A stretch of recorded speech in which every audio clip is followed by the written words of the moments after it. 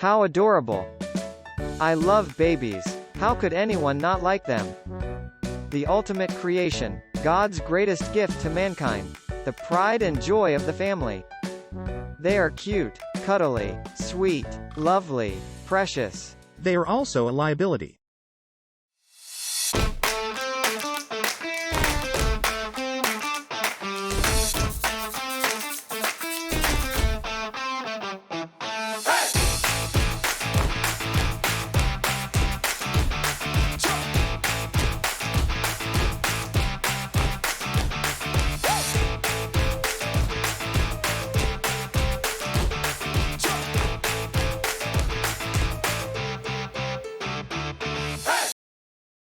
Subscribe!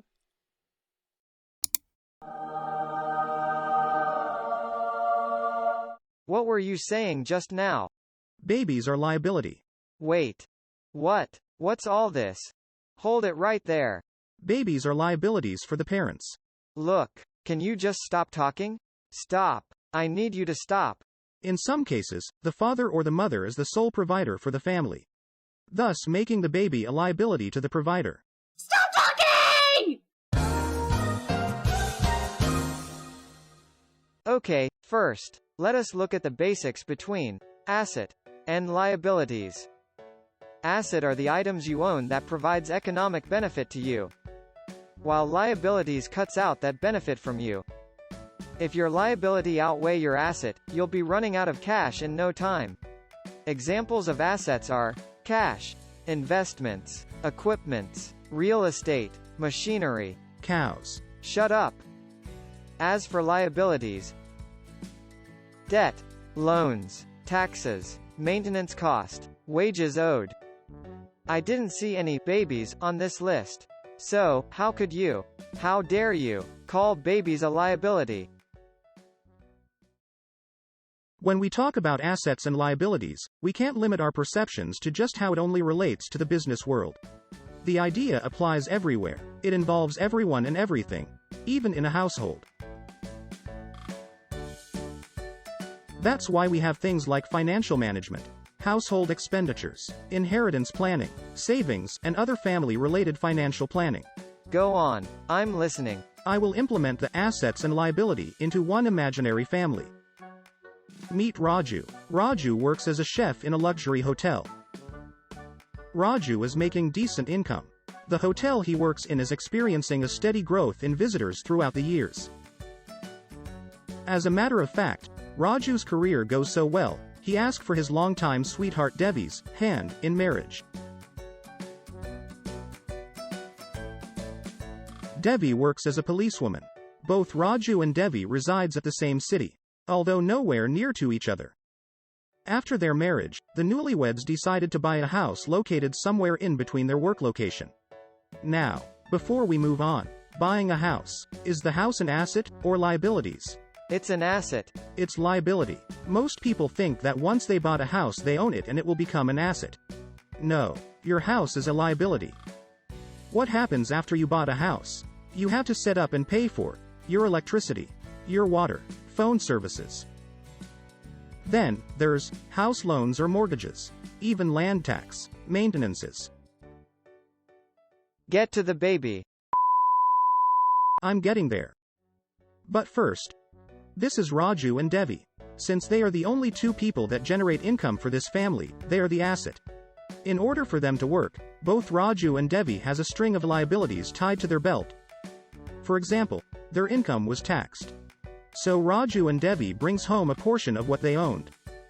They both go to work in their cars, meaning there will be further deduction from car loans, road tax, parking fees, gas, car maintenance. By any chance Raju or Devi is using public transport to go to work. It's okay when they are single but seems inconvenient since they are now a family. Another way of reducing cost from owning a car is going for a one-car option, meaning someone has to drive the other to work and picking them up right after. It could be done, but rather time-consuming. Anyway, for this context, let's assume both of them keep their cars. Raju and Devi becomes the newlyweds. They decided to buy a house for their family to live in. Then, somewhere about a year later, from the misty and dark morning fog, From the inner depth of the muddy marshes of the bogland. The greatest, biggest, most legendary, living liability mankind has ever known, descended upon them. Oh boy, here we go. Final round.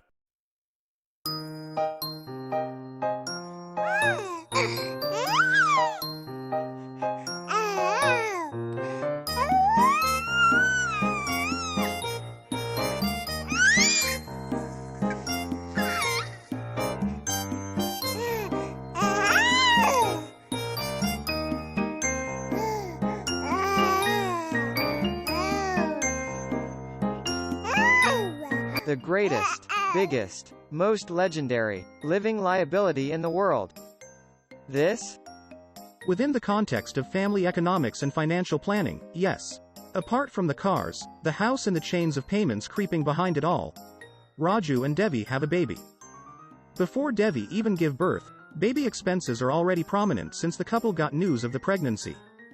Money start pouring in to care for the infant, milk for pregnant mothers, change of diet, medical checkups, newborn clothes, baby supplies, baby cot, baby this and baby that.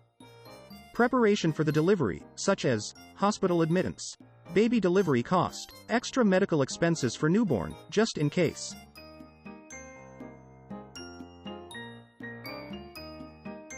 Man, you make babies sound so bad.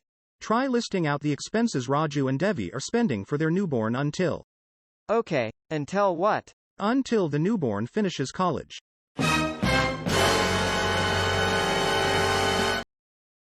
Subscribe.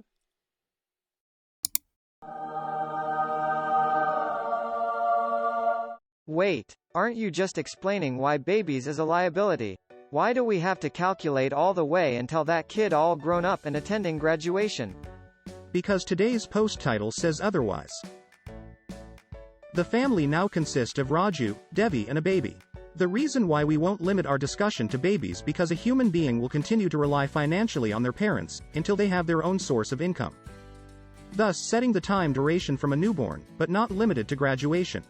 So what you mean by, we are liabilities, are that we are all babies once.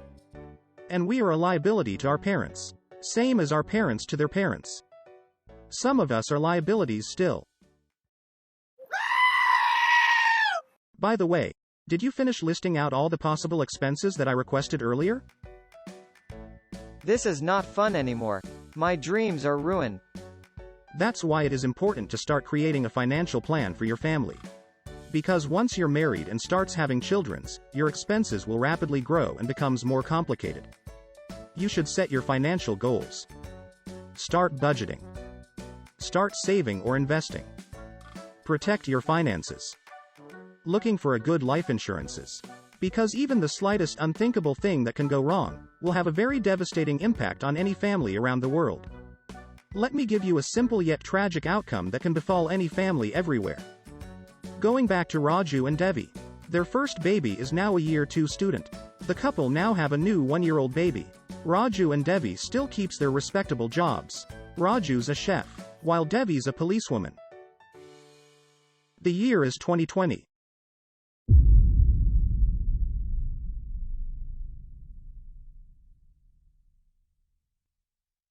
COVID-19 struck. It didn't take long for the pandemic to spread into the Raju's family territory. First, it hits the tourism industry. The hotel that Raju worked for had to close down. Raju along with the other staff are now unemployed. School are now closed and the hospital is loaded with infected COVID-19 patients. For the Raju household this means a couple of things. 1. Devi is the only active asset left as Raju is now unemployed. Raju had to rely on his savings to fund his family. 2. School closed down. Regular medical checkups for their second newborn baby is a nightmare since the hospital is now chock full with people sick from COVID-19. 3. Devi, a policewoman, is working double time to maintain order due to the pandemic panic. Even if Devi is still employed, she is working out in the open, risking infection in the line of duty.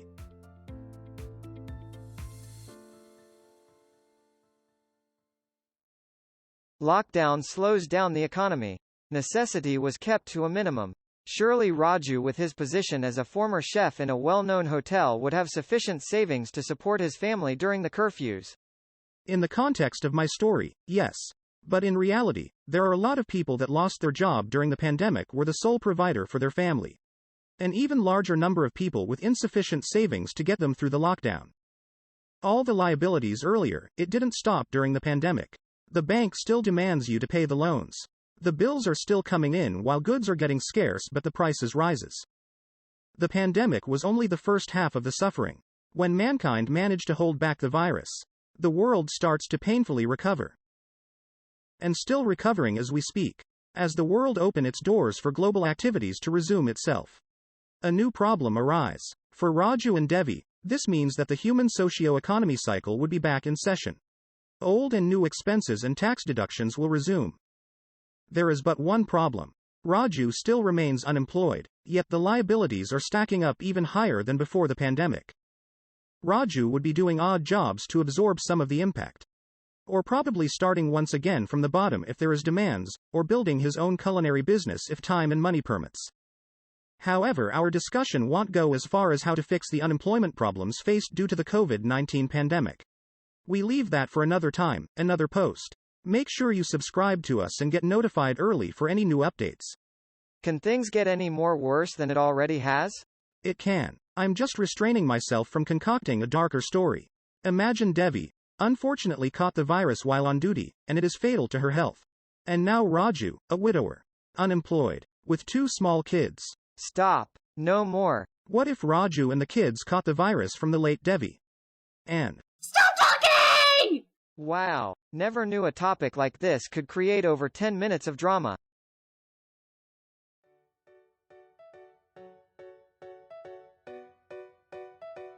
There are many other different examples of how we can become a liability to others. In the business world, too much liabilities would end it. The way it works between us human is, once we identify the liability, we root them out before it brings the whole organization down. Athletes who cannot improve their performance in sports is a liability to their team.